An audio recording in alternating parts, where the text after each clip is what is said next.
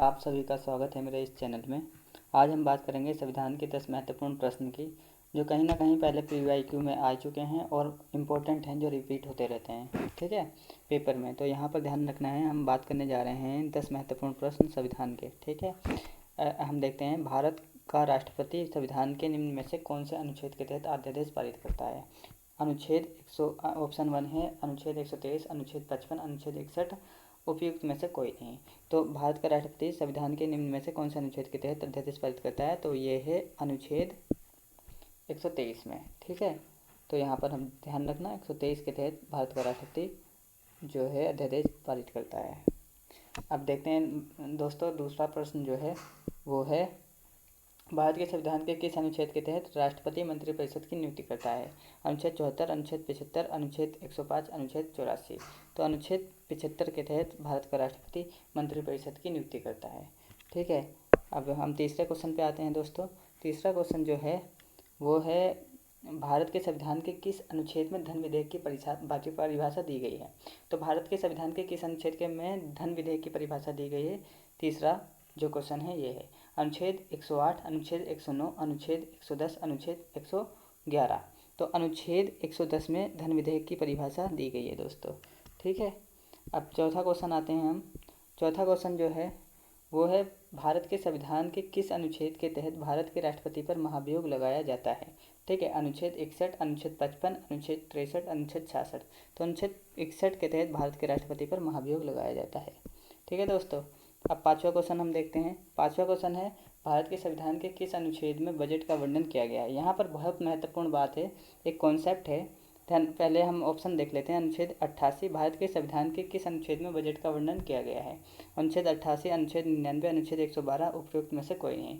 तो दोस्तों यहाँ पर आपको लग रहा होगा कि शायद ये 112 होगा इसका आंसर, मतलब ऑप्शन 3।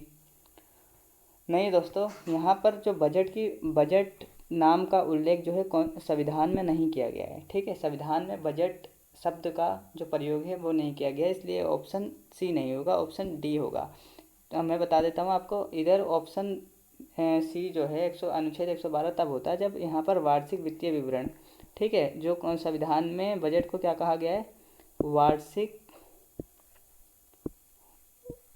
वित्तीय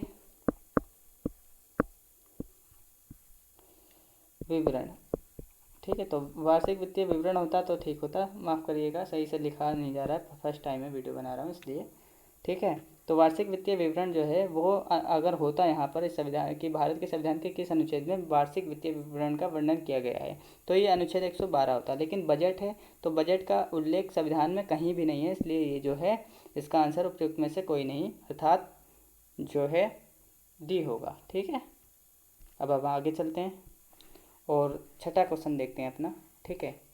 भारत के संविधान के किस अनुच्छेद के तहत भारत सरकार को न्यायपालिका और कार्यपालिका के की शक्तियों को पृथक्करण को सुनिश्चित करने के लिए निर्देशित किया गया है। न्यायपालिका और कार्यपालिका के पृथक्करण को सुनिश्चित करने के लिए निर्देशित किया गया है। तो इसमें क्या बताना है, भारत के संविधान के किस अनुच्छेद के तहत भारत सरकार को न्यायपालिका और कार्यपालिका के पृथक्करण को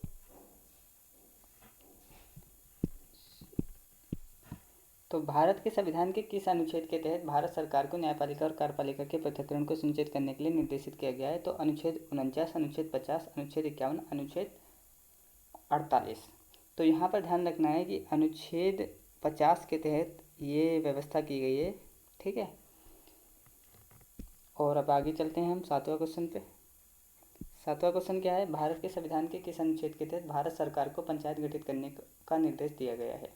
अनुच्छेद 39, अनुच्छेद 40, अनुच्छेद 243, अनुच्छेद 41, ठीक है। तो अनुच्छेद 40 के तहत जो है राजकीय नीति निर्देशक तत्वों में भारतीय संविधान द्वारा भारत सरकार को निर्देश दिया गया है कि वो पंचायतों का गठन करे, ठीक है। अब हम आगे चलते हैं। भारत के संविधान, आठवां क्वेश्चन जो है वो है, भारत के संविधान के किस अनुच्छेद के तहत भारत के संविधान को संसद द्वारा संशोधित किया जा सकता है। अनुच्छेद 368, अनुच्छेद 367, अनुच्छेद 79, उपयुक्त में से कोई नहीं। तो यहाँ पर अनुच्छेद 368 के द्वारा, ठीक है, जो संविधान है वो ये व्यवस्था करता है कि संसद उसको संशोधित कर सके, ठीक है। तो यहाँ पर ये बात ध्यान रखनी है। तो यहाँ पर आप ध्यान रखना, 9वां क्वेश्चन, भारतीय संविधान के किस अनुच्छेद के तहत भारत सरकार को गरीबों के लिए मुफ्त कानूनी सहायता करने के लिए निर्देशित किया गया है? अनुच्छेद 38, अनुच्छेद 44, अनुच्छेद 39, अनुच्छेद 45। ठीक है, तो अनुच्छेद 39 जो है ये व्यवस्था करता है, ठीक है, मुफ्त कानूनी व्यवस्था गरीबों के लिए अनुच्छेद 39 करता है। अब हम देखते हैं अपना 10वां और अंतिम क्वेश्चन। 10वां और अंतिम क्वेश्चन क्या है? भारत के संविधान के किस अनुच्छेद के तहत भारत के नागरिकों को संवैधानिक उपचारों का अधिकार प्रदान किया गया? अनुच्छेद 34, अनुच्छेद 32, अनुच्छेद 30 और उपयुक्त में से कोई नहीं। तो अनुच्छेद 32 के तहत संवैधानिक उपचारों का अधिकार प्रदान किया गया है भारत के संविधान के तहत।